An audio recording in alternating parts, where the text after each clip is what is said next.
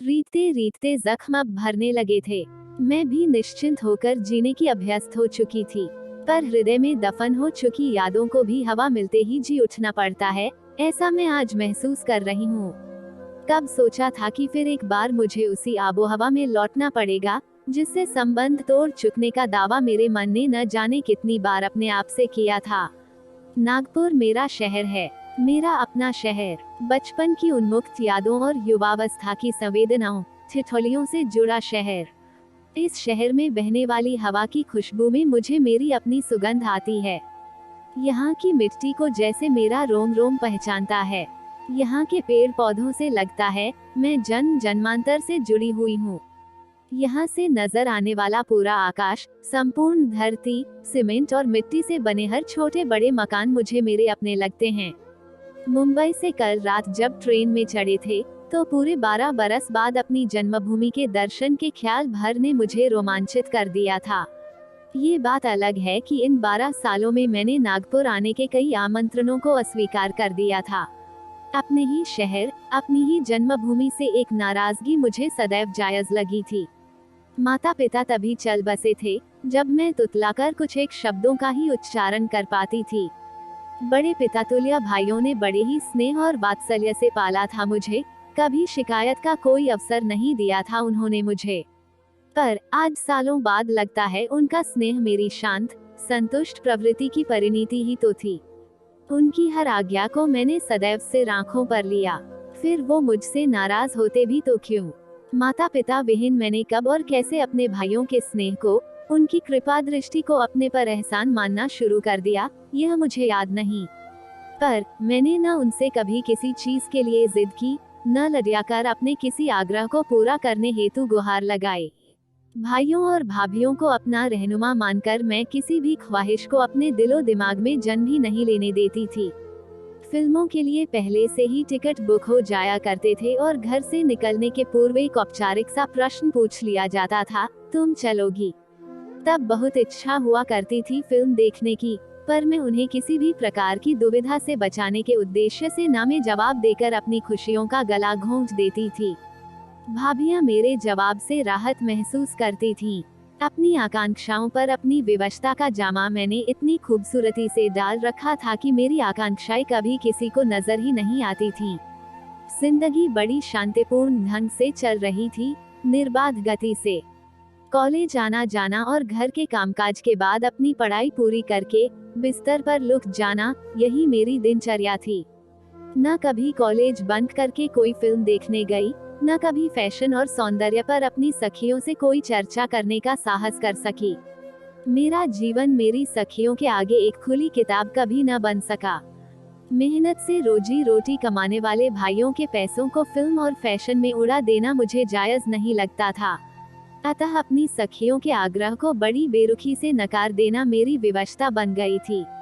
परंतु कभी कभी इंसान अपने वश में नहीं रह जाता है, उसके सोचने समझने की शक्ति पर पर्दा पड़ जाता है। उस रोज पहली बार मेरे भाइयों का ख्याल मेरे हृदय की धड़कन को वश में नहीं कर पाया। मैं अपने लिए स्वयं से कुछ चाह बैठी थी। तुम अनु की सहेली दुर्वा हो ना? बस में मेरे बिल्कुल बगल वाली सीट पर बड़े अधिकार से बैठते हुए उसने पूछा, तो निश्चल स्नेह से दुमकती उसकी आंखों को अपलक निहारती रह गई थी मैं। वो मुस्कुराया तो मेरे हृदय की युवा धड़कने पहली बार झंझना उठी और अगले ही पल संकोचवश आंखें झुक गई थीं। जी आप कैसे पहचानोगी मुझे? 5-6 साल से नागपुर में था ही नहीं, बेंगलुरु में इंजीनियरिंग कर रहा था। आप मनीष? हाँ, मेरे मुंह से अपना नाम सुनते ही उसके चेहरे पर प्रसन्नता की लहर दौड़ गई। हमारे घर के पास ही तो था उसका घर। मेरे स्कूल की सहेली अनु का भाई था वो। जब से स्कूल छूटा अनु के घर जाना भी कम हो गया था, इसीलिए मनीष से काफी दिनों के बाद मिलना हुआ। पहले मनीष को कई बार देखा था, पर तब बिल्कुल गंवार सा लगता था। पर अब आप काफी बदल गए हैं। बात आगे बढ़ाने का प्रयास करते हुए मैंने कहा, तुम भी तो बदल गई हो, अब पहले से कहीं ज्यादा प्यारी लगने लगी हो। एक प्यारी सी मुस्कान के साथ अपने भावों को तत्काल व्यक्त कर जैसे वो आश्वस्त हो गया था। मैं भी बस से बाहर देखते हुए अपनी खुशी को छुपाने का असफल प्रयास करने लगी। ये क्षण मेरा अपना था। नितांत अपना। न यहाँ कोई विवशता थी, न औपचारिकता। पहली बार अपने होने का एहसास हुआ था मुझे, पर कहाँ पता था कि ये पल मेरे जीवन का अर्थ बदल देंगे। हमारे हृदय में प्रेम का बीज पड़ चुका था और मैं इस पौधे को विश्वास रूपी जल से सींचने लगी थी। मनीष से हर रोज मुलाकात होती, कभी बस में, कभी कॉलेज कैंपस में, तो कभी घर के आसपास भी। हम उन्मुक्त होकर बातें करते। हमारे प्रेम को किसी का भय नहीं था। मनीष एमआईडीसी में एक फैक्ट्री में इंजीनियर के पद पर कार्यरत था। वो बेखौफ मुझसे मिलता, मैं भी तो बेखौफ ही थी। सोचती थी एक बार मेरे भाई मुझे मनीष के साथ देख ही लें तो अच्छा हो, ताकि मुझे स्वयं अपने भाइयों को अपने निर्णय से अवगत न कराना पड़े। पर मैं गलत थी। जब मैं मनीष के साथ पकड़ी गई तो घर में बवाल मच गया। हमारी ही जाति व बिरादरी का होने के बावजूद मेरे इस कृत्य को मेरे भाइयों ने अपना अपमान समझा।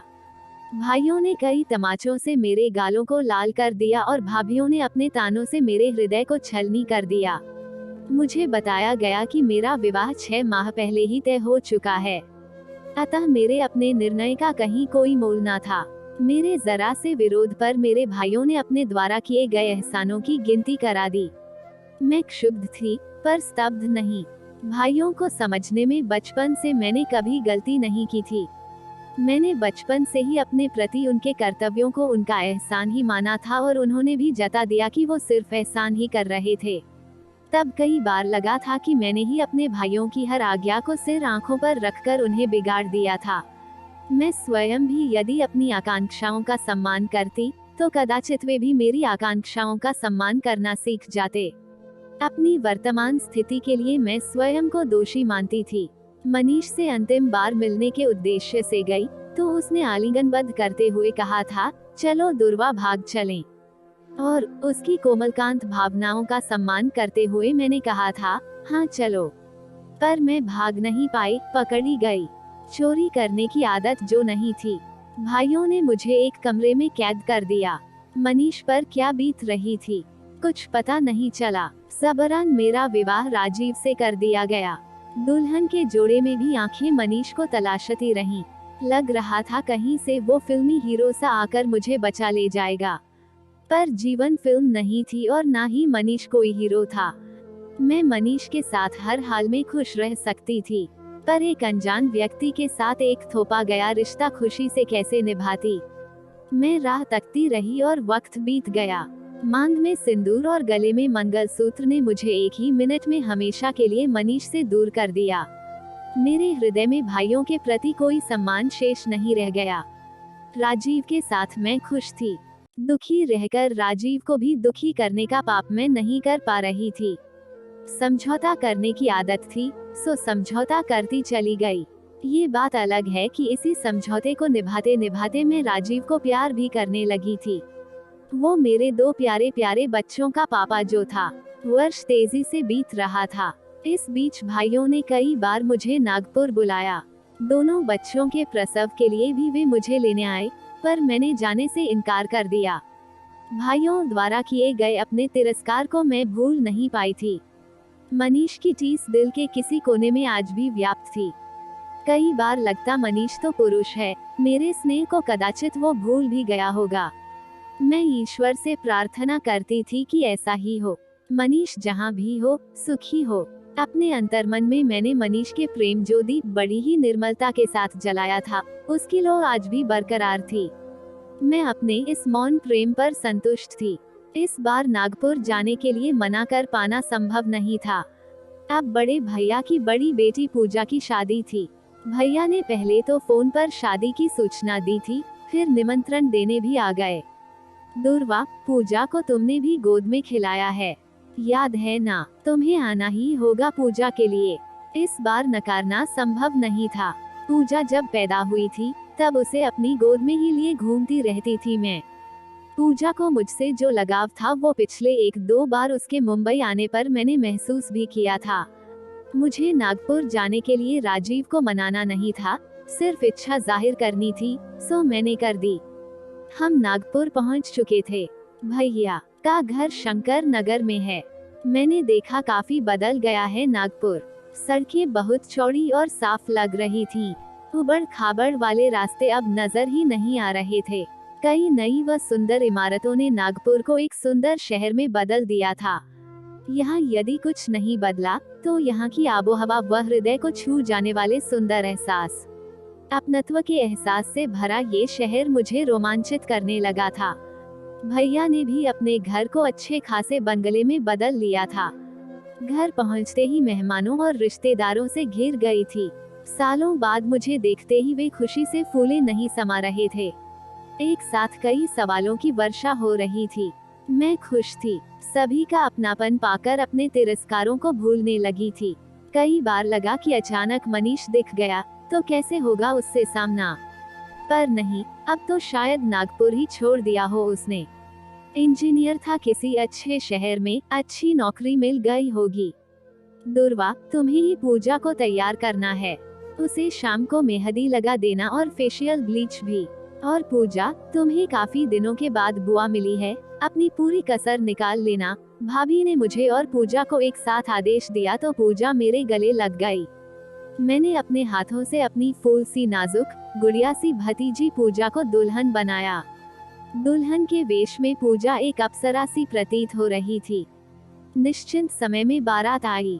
लड़का पूना में आईएएस ऑफिसर था। विधिवत रस्म शुरू हो गई। मैं ब्याह के हर रस्म को गौर से देख रही थी कि तभी जानी पहचानी आवाज कानों को छू गई। हृदय को भेद कर रख दिया था इस आवाज ने। खाना कब मिलेगा भैया जी, बताइए ना, खाना कब मिलेगा। भैया को झकझोरते हुए वो पूछ रहा था और भैया एक अपराधी सी दृष्टि से रह रहकर मुझे ताकते हुए उसे वहां से हटाने का असफल प्रयास कर रहे थे। मैंने देखा तो लगा अभी अचेत होकर गिर पड़ूंगी। चेहरे में कोई बदलाव नहीं, पर आंखें जैसे विस्फारित सी थी उसकी। उसका असामान्य व्यवहार, बदहवास से भैया को झकझोरते उसके हाथों की तीव्रता ने मुझ पर जैसे वज्रपात सा कर दिया। मुझे ये समझने में जरा भी देर न लगी कि मनीष अपना मानसिक संतुलन खो चुका है। अब समझी कि सालों तक मैं यदि नागपुर नहीं आना चाह रही थी तो इन लोगों ने मुझे मनाया क्यों नहीं, अपने प्रेम की गुहार लगाते हुए मुझे यहाँ आने को बाध्य क्यों नहीं किया। वजह मेरे सामने थी। मनीष के इस कटु सत्य को वे मुझसे छुपा लेना चाहते थे। पल भर में ही मैं विद्रोही हो गई, सब कुछ भूल गई। आओ, मैं तुम्हें खाना देती हूँ। मनीष का हाथ थामे मैं उसे अंदर ले गई। भाइयों और रिश्तेदारों के चेहरे उतरते चले जा रहे थे। मनीष को अंदर ले जाकर मैंने उसे पलंग पर बैठाया। मिठाई की प्लेट आगे करते हुए पूछा, कैसे हो? ठीक हूँ, तेजी से मिठाइयों को गटकता हुआ वो बोला। चेहरे पर एक भयानक सी मुस्कुराहट थी। मुझे पहचानते हो? मैंने उसके पैरों के पास बैठते हुए बड़ी निर्भयता से पूछा। उसने पल भर के लिए मेरे चेहरे को देखा। उसकी आंखों में मेरे लिए स्नेह नहीं था, एक बदहवास था, एक अजीब भय सा भाव था। तुम बहुत अच्छी हो। तुमने मुझे मिठाई दी। मेरे चेहरे पर नजरें टिकाते हुए वो बोला, मुझे सब मारते हैं। मेरी आंखें भर आईं। मैं तुम्हारे लिए पानी लाती हूँ, उठते हुए मैंने कहा, पर आगे बढ़ नहीं पाए। उसने मेरी साड़ी के पल्लू को पकड़ रखा था। तुम भी आना, मेरी शादी में, मेरी शादी होगी दुर्वा के साथ, तुम आओगी ना? उसके चेहरे पर एक शर्मिला सा भाव आ गया था। जी तो चाह रहा था कि सब कुछ भूलकर मनीष को गले से लगा लूं, पर देखा दरवाजे पर अभी अभी राजीव आकर खड़े हो गए थे। मेरे पैरों में जंजीर पड़ गई थी। मैं पागल नहीं थी, इसीलिए बेखौफ मनीष को पुकार नहीं सकती थी। चेहरे पर पतिव्रता का मुखौटा ओढ़े मैं धीरे से राजीव के बगल में जा खड़ी हुई। मन ही मन में मनीष के प्यार के आगे नतमस्तक थी, जिसने मेरे प्यार में अपने जीवन की आहुति दे दी थी। मैं महसूस कर रही थी मनीष के लिए हृदय में जल रहे दीप की लौ 100% निर्मलता के साथ हर पल कुछ और प्रगाढ़ होती जा रही है।